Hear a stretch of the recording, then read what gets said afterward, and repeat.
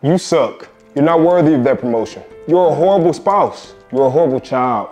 You're a horrible parent. These are just some of the thoughts that can enter your brain when you're dealing with imposter syndrome. Today, let's see how we can shut those thoughts up together.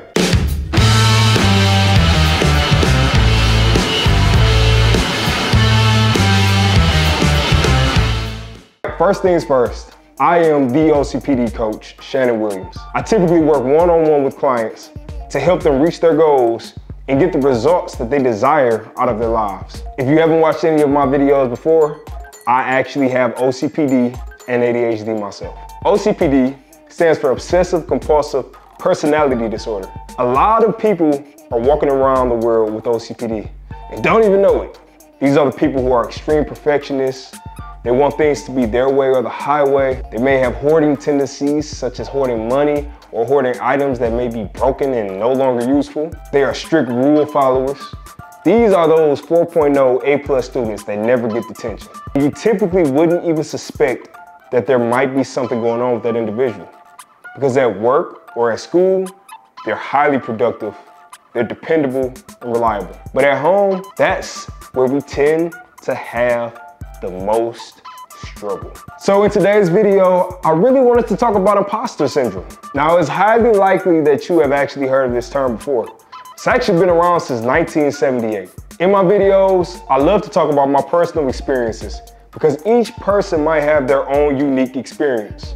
So I'll be talking about how imposter syndrome has impacted me, as well as some of the ways that I have dealt with imposter syndrome and help my clients deal with their imposter syndrome. So I like to simplify imposter syndrome as the feeling that you don't belong or deserve the things that you have. And what's crazy is this: a lot of times we'll get positive praise where people are telling us we're doing a great job, or they're saying, hey, keep up the great work, whatever it may be, but it does not register for us. A lot of times we take it in and it bounces right back out.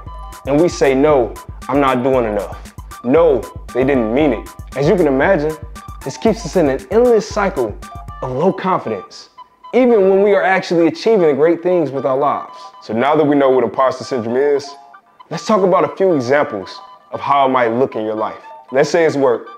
You get hired on to one of the top companies in the world at an amazing position that you did not go to school to get qualified to have. You feel lucky that the company even chose you for that role. You get into the role, you compare yourself to all of your teammates, and you start to think, man, I'll never be that good. Or, hey, I'm the weakest link. Or maybe even, hey, this was a pity hire. These are some of the thoughts that can happen just in the workplace. But it gets worse, because as you continue to work at that company for years, and you start to have accomplishments in that company for years, that insecurity never truly goes away. You always think that you are just so lucky to be in the position that you're in, but you don't think that you have earned it. You don't think you deserve it. You think it's just a matter of time before you get exposed. This is what imposter syndrome feels like. It can be crippling at times. Now let's talk about another example. How might this look in life? And when I say life, I mean life outside of work. Let's say you have a family and you're a father, and you are the type of father that you wish you had. You make sure you're at all of your child's sporting events. You take your child to the doctor anytime they have an appointment. You make sure you spend quality time with your child.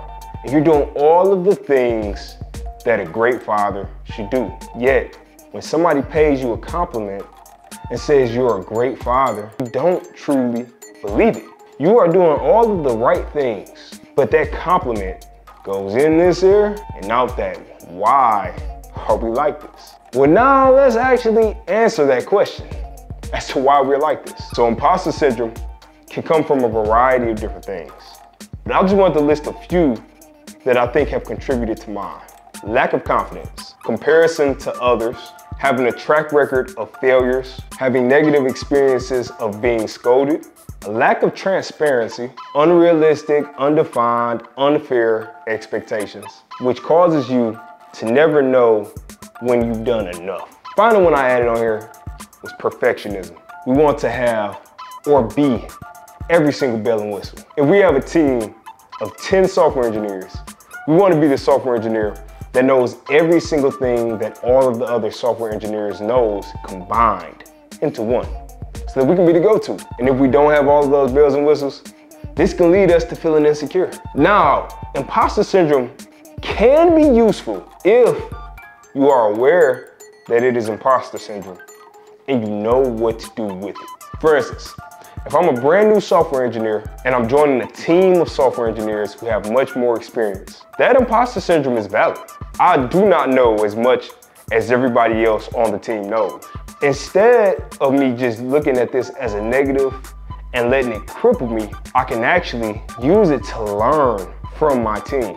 I can humble myself and say, hey, I don't know everything, but I'm in a position to soak in as much information as possible. Looking at the other engineers also gives me a benchmark to shoot for. I can say, hey, this person has been in this role for 5 years. This is the experience that they have, and these are the different things that they know how to do. If I want to be in this company for as long as them, maybe these are some things that I can learn as well. This leads to constant opportunities for improvement. For me, the imposter syndrome never truly goes away. I always deal with it to some capacity. Anytime a company is talking about doing a major reorg or eliminating X amount of roles, my thought is that I'm going to be on that list potentially. It's possible. It's just something that could happen. When my company told us that they were eliminating over 7,000 positions, my anxiety shot through the roof. I had this feeling of, hey, well, why would they keep me? I'm the person who's newest on the team, I know the least, and I really don't know if they should choose me over the other person. If I was in the position of the company, why would I choose Shannon over this person? These are thoughts that were going through my head. I had to have conversations with leadership and ask them, why did you choose to keep me? Or what value do I bring to this team? These were questions that I tried to answer myself, but the imposter syndrome was talking and answering the questions for me. It was a pity hire. They couldn't find anybody else to apply for the position. They needed to hit a certain quota. These were things that popped in my head. But when I got the actual answer, my imposter syndrome became a lot quieter. The answer that they gave me is that, Shannon, you're the type of person where if we have an issue pop up, you're not afraid to say, hey, I don't know the answer, but I'm willing to go try to find it. That is what I was told by not just one leader, 3 different leaders. That validated to me what my actual goal on the team should be. And it wasn't to have the most knowledge on the team. It was to keep that intensity and ability to track down any problem with a vengeance and try to solve it. That was one of the ways that I dealt with the imposter syndrome at my job. I want to give you a few strategies that I've actually used with clients as well as myself to help me deal with imposter syndrome. One of the first things is to humble your expectations. Many times, our expectations for ourselves are unreal. This is the example that I brought up earlier about us wanting to have all of the combined knowledge of a team instead of just being the best teammate that we can be in the way that we can be that teammate. I hope that made sense. So the first step to this is to identify why you are dealing with imposter syndrome in a certain area. I understood why I had that insecurity in my job. As I mentioned, I didn't go to school for software engineering. I was hired out of the blue. I've been let go from other positions, and I really just did not think I was qualified for that role. The next thing I want you to do is ask yourself this: why don't you think you're good enough? It could be valid. It could be that you don't have the education, that you don't have the experience. We just need to figure out why exactly you don't feel good enough. The final step to this is to identify what outcomes will change your mind. Many of us have absolutely no idea what we consider as a criteria for success. It's crazy, right? I want you to take a second to think about this. If I asked you, let's say that you are a parent, what would you consider success criteria for you being a parent? In simplest terms, how do you measure your success as a parent? I want you to just think on that for a minute. I'll sit here and I'll wait.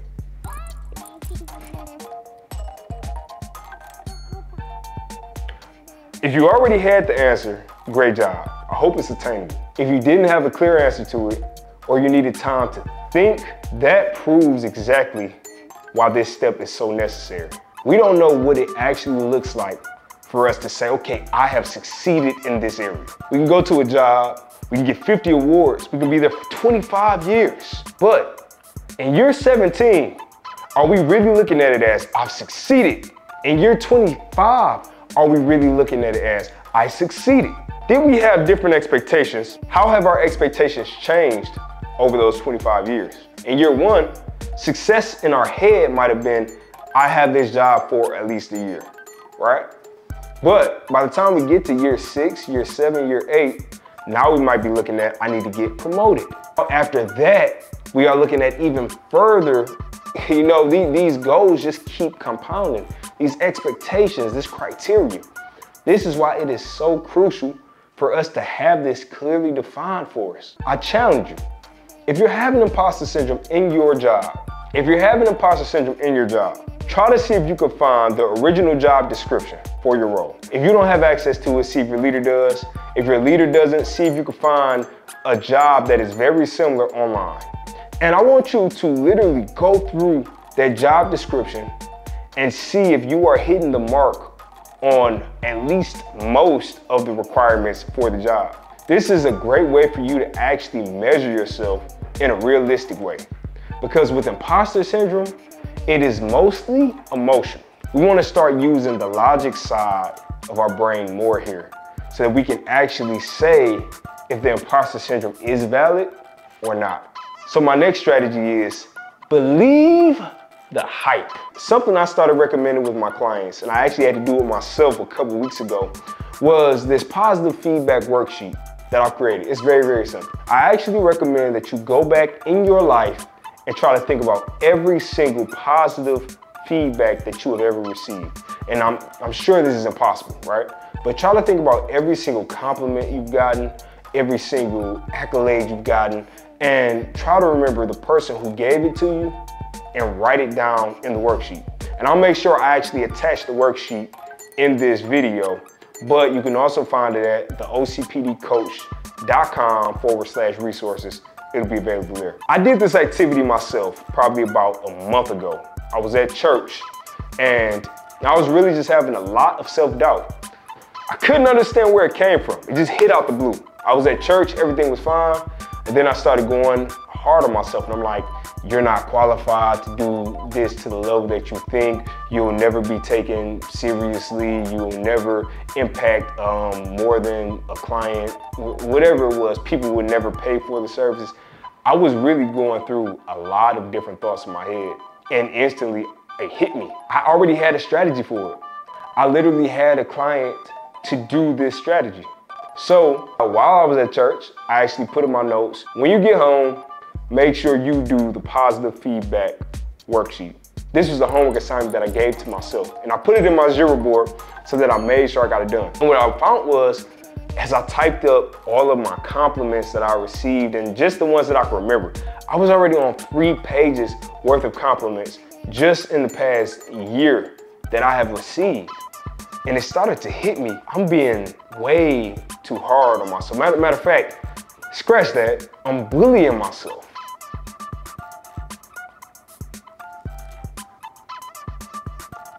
I was my own bully.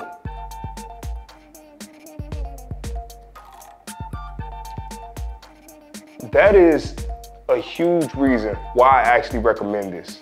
Because once you sit down and you just focus on the positive, you start to really be appreciative of who you are, opportunities you've been given, things you've done, the work you've put in, whatever it is.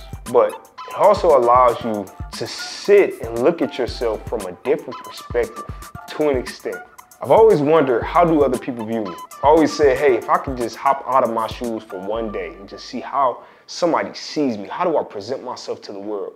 And that was the closest thing to it that I've ever gotten. I had to sit and take in all of the positive feedback, and I still do it. My wife gave me a compliment today. First thing I did when she gave it to me, pulled up my computer, typed it up, and took it in instead of letting it bounce off. Because imposter syndrome is so weird. As I mentioned, it goes in one ear and out the other, but we also just bounce off all of the positive feedback. I'll give you an example. Somebody comes up to me, hey Shannon, your coaching program is really great. It's helped me do X, Y, and Z in my life. Keep up the great work. Me, oh, thanks, man. I'm just doing the best I can. First thing I did, I thanked them, but I instantly tried to justify why I got the compliment. Or a lot of times what you do is you'll downplay the compliment. So another example would be that person came and said the same thing, and instead I respond, yeah, it's all right, but it's not where I wanted to be yet. You see, I instantly moved the goalpost for myself. That is how imposter syndrome works on you sometimes. You don't feel like you deserve the positive feedback, so you don't accept it. You don't actually register it. So now I go home and I'm not even in a positive mindset where I'm like, hey, somebody just gave me a compliment about my coaching program. Now I'm thinking, oh, I've got to do the next big thing because now I just put it out there that the coaching program is not where I want it to be. There was a book I read, it's called Battle Cry, and I'll actually see if I can link it in here as well. And they talked about men and how we are so horrible with actually accepting praise. I think it's by Jason Wilson. I think that was his name. I'll have to double check and make sure. But I was working on my tile. I was tiling my shower when I was listening to this chapter, and it hit me and I said, holy crap. We don't accept compliments. Well, I knew I haven't. I've never accepted compliments. I've always deflected them. So what I noticed is that this exercise actually helped me sit in the compliment. And instead, when I get compliments, now I just say thank you. I don't add anything else. I try to just keep it simple and say thank you. That way I'm just taking the time to receive it. I'll sit in it for a minute. I won't try to think if that person was just saying it to blow smoke. I'll actually sit and appreciate the compliment. So that was step number 2 in this. It was accept your compliments. And step number 3 is, I always like to see if the imposter syndrome is valid or invalid. As I mentioned earlier, with a job, a lot of times we get a job description. In your job description, if you can see that you are doing majority of the things that are required in your role, then I would like to say that that will be invalid imposter syndrome. But if you're not hitting that benchmark, or if you know you've been slacking, the imposter syndrome that you're dealing with could actually be valid insecurity and guilt. That is when you take action. You need to come up with an action plan to figure out how you will improve yourself, improve your skills, improve what you can bring to the table. This can be applied to places outside of just a job. If this is home and you're a spouse and you want to make sure that your spouse is happy and fulfilled, you can sit down and have these conversations. I actually have another document on the resources page, which is called an expectation measurement document. This deals with what we like to call MVPs, so minimum viable product. These are the must-haves. And then we have another category for what I like to call the nice-to-haves. If you have the chance, sit down with your spouse, print out this paper, and actually print out 2 of them, one for you, one for them. And you all together work out what you define as successful criteria as a spouse. And this doesn't have to be this thing where it's super tight and everything is just congested and the relationship feels forced. It doesn't have to be that. But it's expectation setting. If your wife is expecting you to work a job that doesn't require you to travel 12 months out the year, or expecting you to be able to provide for the home, and you're expecting your wife to be able to take care of the child, whatever it may be, or provide for the home, you all can use that document to actually set those expectations. And the things that have to happen, that are like deal breakers if they don't, those are the MVPs. The things that are nice to have, such as buying her flowers or taking her out to eat once a month or whatever it might be, those go into the nice to haves. This is how you set expectations. Setting these expectations will help you when you're dealing with imposter syndrome. Because you can say, hey, I don't feel like a good enough man. I don't feel like a good enough husband, whatever it is. And you can look at that document that you and your spouse put together and say, well, I'm actually hitting all of the must-haves, plus some of the nice-to-haves. I'm doing a great job. Sometimes we need that. Sometimes we need to see that we are actually doing great, even if we don't feel it. That is actually one of my favorite documents.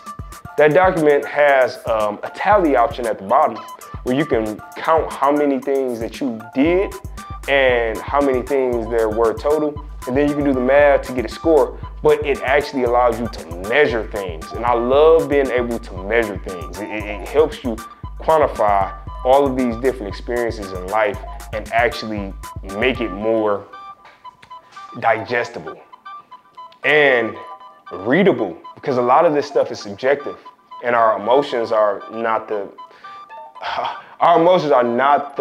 best measurement for things that are black and white.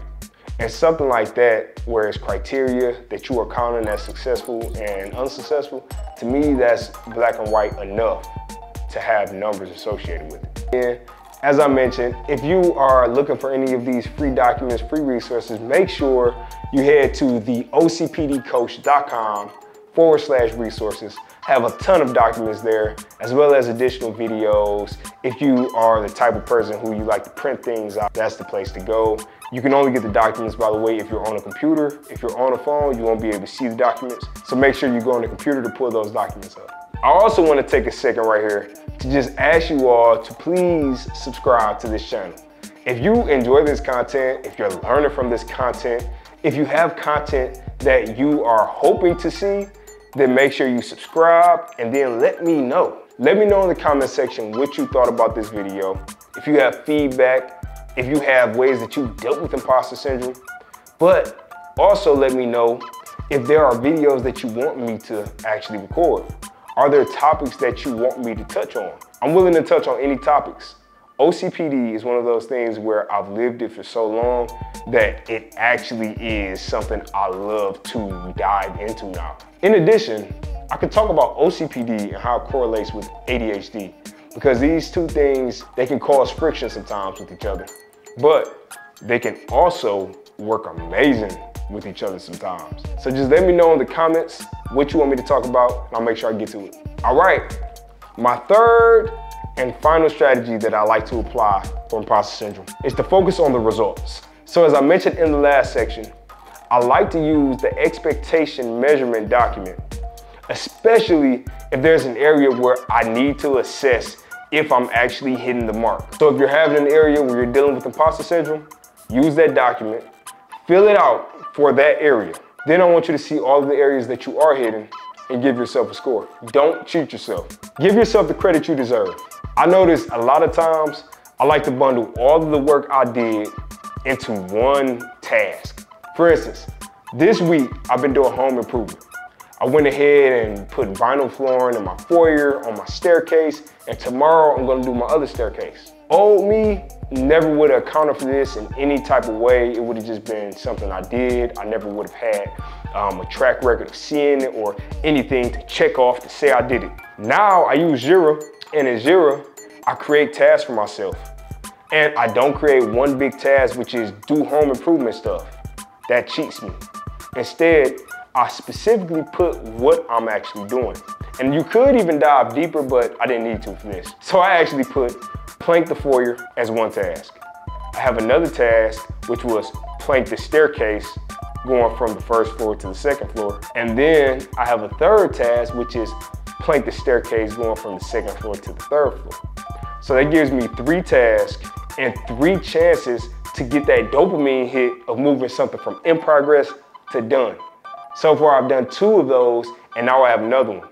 Another thing this allows me to do is break up the work, so I don't have this all or nothing mentality that we always deal with, where I have to get it all done at once. Like I need to pull out all the planks and stair and do every single stair and do the foyer all at one time, or else I didn't finish the task. Instead, I can say, okay, I did the foyer 2 days ago, check. I did the staircase, finished that today, check. Tomorrow, I'll work on the next one. And in between, I feel accomplished because I actually did work and saw that work go from one category of being in progress to done. Long story short, don't cheat yourself. Give yourself credit for all of the tasks and try to break them up as measurably efficient as you can.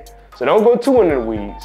I didn't say I made a task for every single step in the staircase, and I also didn't say that I made a task for putting every single nail into the nose piece.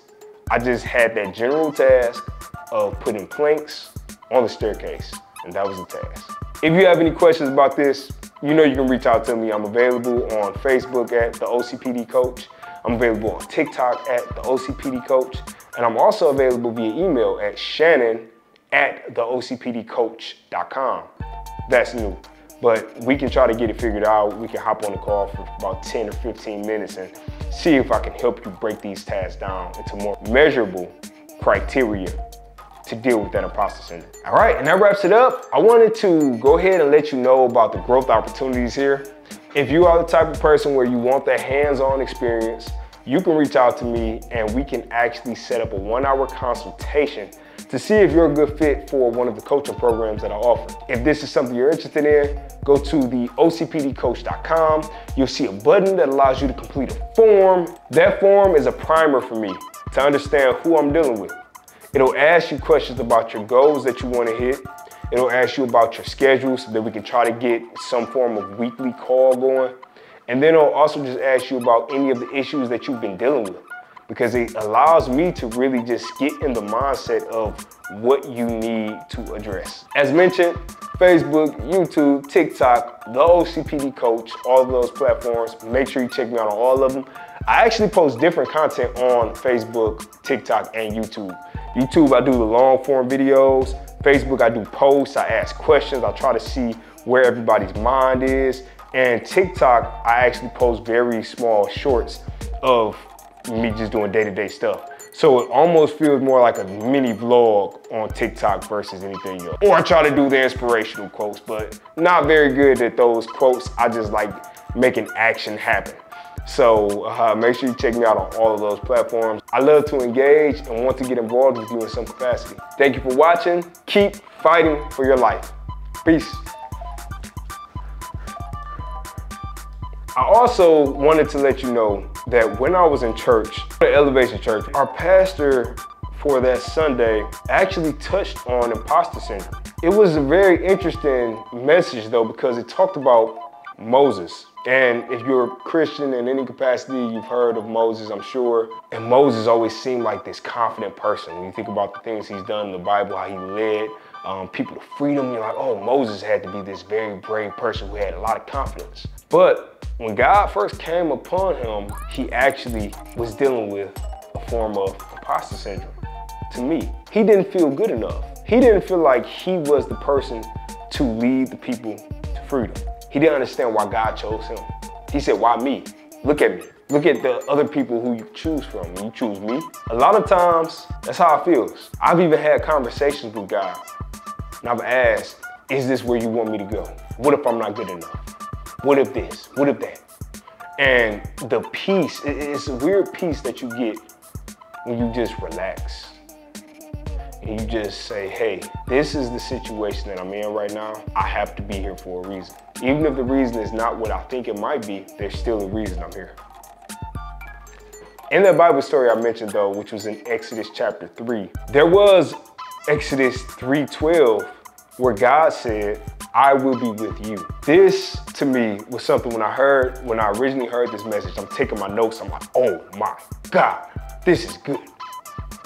And it was because, as I mentioned, having those conversations with God and that peace that came, that to me was him answering me, telling me that he would be with me in whatever the situation may be, which he has been. And sometimes I'm getting a little bit deeper into the woods here, but I need to say this. A lot of people have been impacted by OCPD in negative ways. A lot of people have had negative experiences with their family members because of their OCPD. Or their OCPD has been caused by negative relationships that they've had in their lives. And you start to look at OCPD as the evil in your life because of the things that you have dealt with. And I feel for that, I do. I understand the complexity that comes with having a disorder, and then you have things happen in your life, and you don't know why you're a certain type of way, and people are mad at you, and people don't understand you, and you don't feel heard, and you don't feel understood or appreciated, and you just have a negative association with it. I do. But one thing that I like to do, anytime I'm involved in the situation, I try to bring as much positivity as I possibly can. Not toxic positivity. I'm not coming here like, everything's gonna be all right, everything's good, everybody, It's not that. It's taking the situation you're in, seeing what we can take from that, and making the patches in our life going forward. If you've already had the situations happen, There's no need to let it be for nothing. Instead, let's get the experience. Let's take all of the feeling, all of that anger, all of that disappointment, whatever it might be that we have, the sadness, the emptiness that we might have because of the situations, and start seeing if there's anything we can do as a community. I'm the type of person where I will help you as much as I can, as long as you want the help. If you don't want the help, there's not much I can do. But if you reach out, you want help, you're willing to do the work, I can help you get results out of your life that you never thought possible. I can't freaking wait to share the testimonial videos of the clients that I've been working with. They are actually, like, one of them is really, really emotional. They're both inspiring, but to see the impact on someone's life that my coaching has had was life-changing to me, because I never thought that would happen, never. All right, that's enough. Cut.